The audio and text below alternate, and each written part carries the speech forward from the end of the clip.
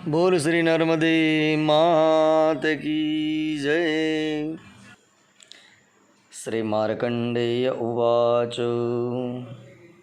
पुनरेकार्णवे घोरे नष्टे स्थावर जंगमे सलिलेनाः प्लुते लोके निरालोके तमोद्भवे।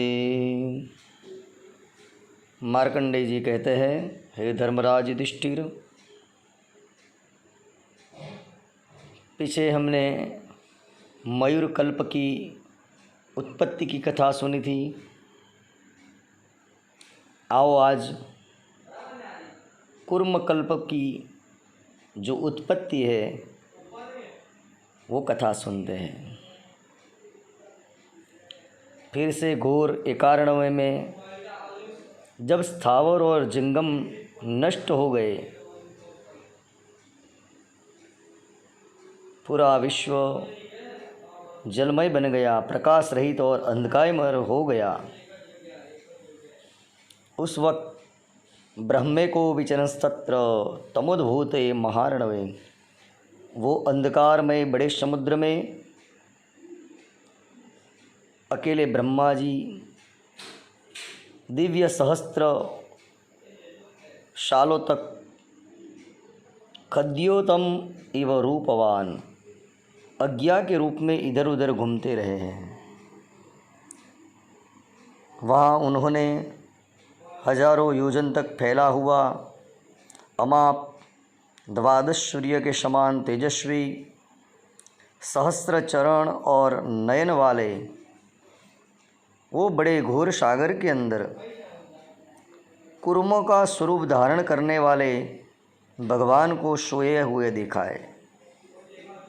उन्हें देखकर ब्रह्मा जी विस्मित हुए और धीरे धीरे कुर्म स्वरूप नारायण को जगाने लगे हैं। वेद वेदांग में जो स्तुति कही गई है, ऐसी स्तुति के साथ ब्रह्मा जी भी उनकी स्तुति करने लगे। वाचस्पदे विबुध्यत महाभूत नमोस्तुते। हे परमेश्वर, आपके उदर में पूरा जगत समाया हुआ है। अब हे प्रभु, उनको मुक्त कीजिए, उनको जिनको आपने पहले से अपने अंदर समा लिया है। ब्रह्मा की रात्रि व्यतीत हो गई है, दिन की शुरुआत भी होने लगी है। हे भगवान, अब कुछ कीजिए, ये पुनः जगत का उत्थापन कीजिए। न निशम्य वचस्तस्य उत्थित परमेश्वर। ब्रह्मा जी की स्तुति सुनकर ही भगवान कल्पक्षय वक्त ग्रस्त हुए तीनों लोगों को बाहर निकालने लगे। देवदानव गंधर्वा स यक्षो रगराक्षसा। देवदानव गंधर्व यक्ष सर्प राक्षस सूर्य चंद्र ग्रह सहित सब उनके शरीर में से बाहर आने लगे हैं।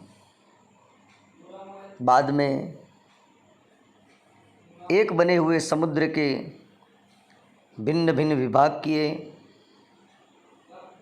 भगवान ने विशाल पाषाण और जल से पूर्ण नदी, तालाबों की समृद्धि, वृक्ष वनस्पति और जलाशयों से भरी हुई पृथ्वी में गिरिश्रेष्ठ हिमालय को, उत्तम श्वेत पर्वत और ऊंचे शिखर वाले महाशैल, जम्बूद्वीप, कुशद्वीप, क्रौंच, रत्नों के साथ शाल्मकी और पुष्कर तक के द्वीप और सप्त महार्णवों, महाशैल, लोकालोक वो सर्व को अपने पास खड़े हुए देखा। चार प्रकृति युक्त स्थावर जंगम सर्व जगत को युग के अंत में बाहर निकलते हुए वो भगवान महेश्वर ने देखा है। भगवान ने महासागर में रहने वाली, कुर्म की पीठ पर रहने वाली पृथ्वी को देखी। शैल शिखर के ऊपर वो नदी देखी जिनके असंख्य तरंग थे, अनेक प्रकार के वमल से भरपूर थी,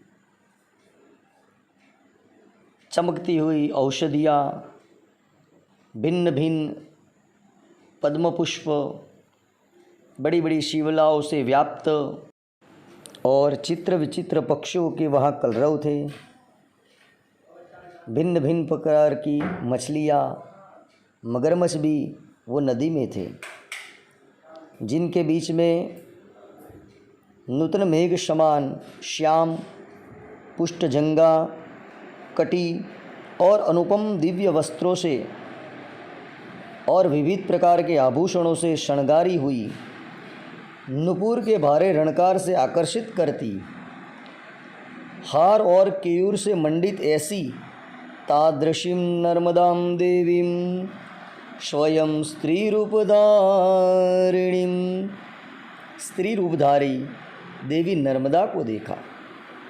योग मायामयी सुंदर आभूषणों से खुद के अंगों ने विभूषित करती हुई, अव्यक्त अंग वाली, महाभागा, अर्ध हाथ जिनका ऊंचा किया हुआ है, पद्म पत्र समान विशाल नेत्र वाली है, वो जल में से उठे हुए देव देवेश की स्तुति करती बाला नर्मदा को भगवान शंकर ने देखा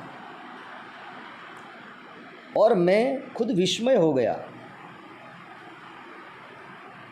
स्नान किया और मैंने भी स्तुति का आरंभ किया। सृष्टं च तत्पुरा राजन् पश्येयं सचराचरम्।